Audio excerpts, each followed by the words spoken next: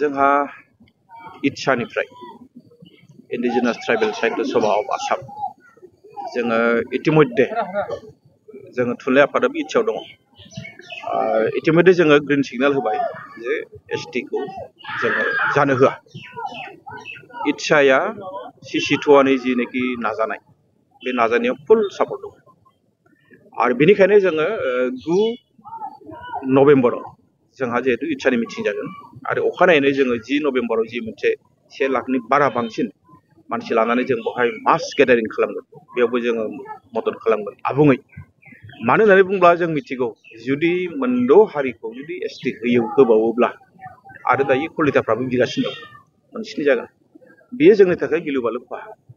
जोंथ' दायो 50 बोसोरनि बारा जाबाय, जों बिनि खहाखौ बारा मोननाय नङा। नाथाय फैबाय थानाय उननि जेनेरेसननि थाखाय, जोंनि फैबाय थानाय आथालनि थाखाय बियो मोनसे गिलु बालु साव हिसाबै नुजाथियो। बेखायनो जों मानो बिसोरनि थाखाय खहा खालामना गालांनो? जोंनि हारिया जाहाथे इयुनाव जेबो खहा जाया, जों बिनि थाखाय सिन्था खालामनांगोन, जों बिनि थाखाय साननांगोन। जोंनिया हारिया देरसिन, जोंनि थाखाय जिनेखि एसटि हथादि होनो नागिरदों बेखौ जों बोरैहाय होबथानांगौ। आरो भारत सरकारा, आसाम सरकारा बिसोरनो माबायदि होयो बे आलादा बाथ्रा। नाथाय जोंनि जेनेखि थाखानाय सुजुग सुबिदा बियो खहा जानो नाङा, बे स्पष्ट खोथा। जों बाहाय कमप्रमाइज खालामा। बेयाव रायजो-राजाफ्रा गोबां थानायनि आसायाव दङ, जोङो आसा खालामदों आरो बे बेलायाव जोङो ट्राइबेल समाजजों रायज्लायबाय थादों आरो दुलाराय बर' फरायसा आफादजों टाच जों खालामबाय थादों। जोङो जिल्ला थुनलाइ आफादखौ इतिमध्ये जों डिरेक्सन होबाय जे बिथांमोना गावबा गाव सुबिदा लानानै थांनांगौ बेवहाय, आरो बेवहाय गोग्गोम जि मोनसे रेलि बेखौ साक्सेस जाहोनांगौ, बेखौ जों मिजिंथिदों।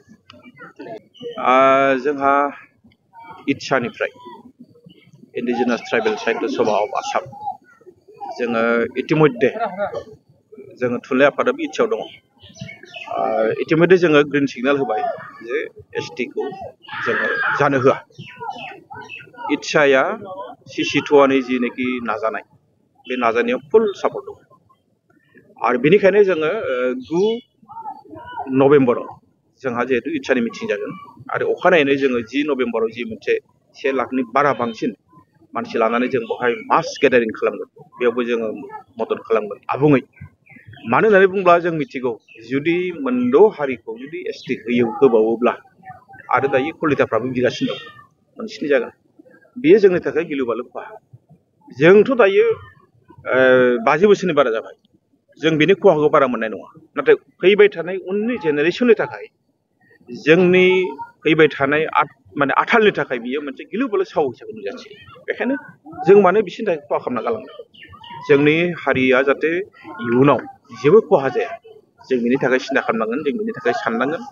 जोंनिया हारिया देरसिन, जोंनि थाखाय जिनेखि एसटि हथादि होनो नागिरदों बेखौ जों बोरैहाय होबथानांगौ। आरो भारत सरकारा, आसाम सरकारा बिसोरनो माबायदि होयो बे आलादा बाथ्रा। नाथाय जोंनि जेनेखि थाखानाय सुजुग सुबिदा बियो खहा जानो नाङा, बे स्पष्ट खोथा। जों बाहाय कमप्रमाइज खालामा। बेयाव रायजो-राजाफ्रा गोबां थानायनि आसायाव दङ, जोङो आसा खालामदों आरो बे बेलायाव जोङो ट्राइबेल समाजजों रायज्लायबाय थादों आरो दुलाराय बर' फरायसा आफादजों टाच जों खालामबाय थादों। जोङो जिल्ला थुनलाइ आफादखौ इतिमध्ये जों डिरेक्सन होबाय जे बिथांमोना गावबा गाव सुबिदा लानानै थांनांगौ बेवहाय, आरो बेवहाय गोग्गोम जि मोनसे रेलि बेखौ साक्सेस जाहोनांगौ, बेखौ जों मिजिंथिदों।